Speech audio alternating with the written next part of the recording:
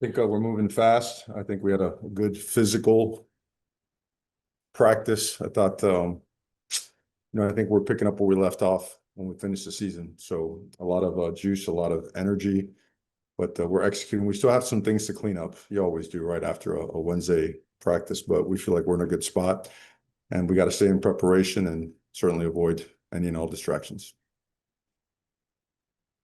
Next, we'll go to Matt Shadell. Matt, go ahead. Yeah, hey Mario, thanks for taking the time here. You've talked in the past a lot about the blueprint you'd use here, and obviously it's working really well. But can you talk a little about if the blueprint that you put into place is ahead of schedule, about what you expected with Miami now in the playoffs, and also how much work still remains in sort of your vision for what this program should look like year in and year out? I don't know exactly. I don't know if there was a schedule exactly in mind. It's hard to always put together. You just want to always progress, right? You always want to keep getting better and ascend. Your trajectory wants to be one of ascension, and we're still on that. And we expect to keep going and going and going. But the focus of everything, every ounce of our existence right now is certainly on the opportunity at hand in today's practice and meetings or whatnot. But we're in a great place. I think if you look at comparatively speaking, as it relates to, just around the country, like especially the last 2 years, everything points towards top 10, top 8, 7, 6 results. And for us, that's great progress. It's not the end result that we want. We want to keep getting better and take it from there.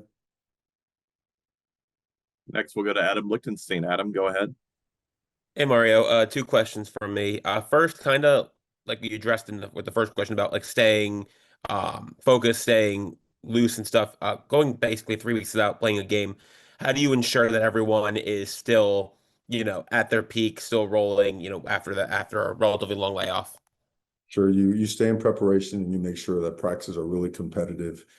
They all have to have competitive aspects throughout the course of the couple of hours that we're out there. So we certainly do a lot of good on good, meaning ones on ones, twos on twos, even today, even tomorrow. So I think that always helps. It keeps you on edge. It keeps your guys pushing and getting better and certainly focused. So I think we make clear teams that get distracted, teams that, that don't focus on, the main thing. Those are the teams that don't perform well and get beaten. That's not us. We stay focused on task. We have a process. We adhere to it, and we feel like we're in a good spot. And then, you talked about Keontae a bit on Monday about how he's coming along. Just how has he continued that process going into Saturday's game? He looks okay. Looks like he's certainly progressing. He's getting a fair amount of reps. And again, I stated on Sunday we were hopeful, and we still are. We feel confident in his progress, and feel like he's gaining ground towards being able to play on Saturday. Next up, Jordan McPherson. Jordan, go ahead. Thanks, Carter. Hi, Mario. Wanted to ask you about C.J. Daniels. We saw him more or less come back in the Pitt game, but overall, how has he been progressing health-wise? And assuming he is full go, like he's been trending towards it, how beneficial can he be in the passing game, considering how much the passing game is opened in his absence with so many other guys contributing as well? Sure. He's one of our best players and one of our best leaders. These 3 weeks really served him well. And as you know, he got banged up pretty good in the middle of the season. And he attacked his process to get back to return to play. And we had played him in spurts because that's what, was required of us and of him to do at the time. But we feel that he is 100% now, and he's looked great in practice. Next, we'll go to Andrea Adelson. Andrea, go ahead. Hey, Mario, we obviously know how special Malachi has been for you guys. I'm just wondering, when you got him in there in spring, if there was a specific play or a moment early on where you were basically said to yourself, oh yeah, this was the guy we knew we were getting all along. You probably saw his abilities in, I would say, the winter conditioning program, just some of the change of direction, drill work, the agility stuff, speed stuff, explosiveness work.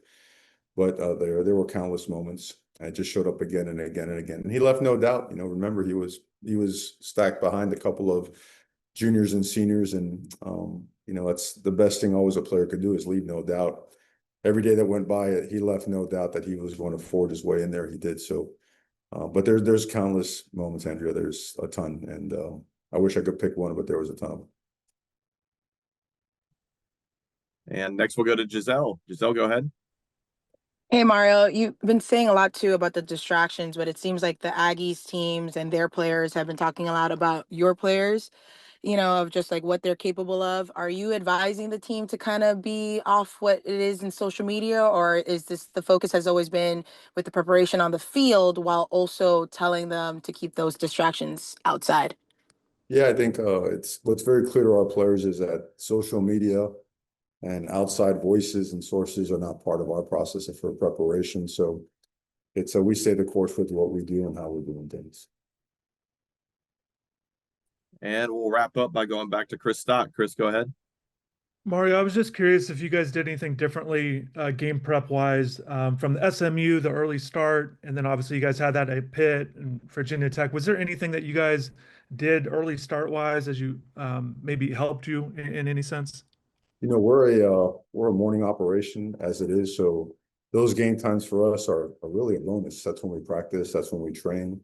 But as the entire season progressed, we always adapted and made changes, some a little bit more significant as we have gone on.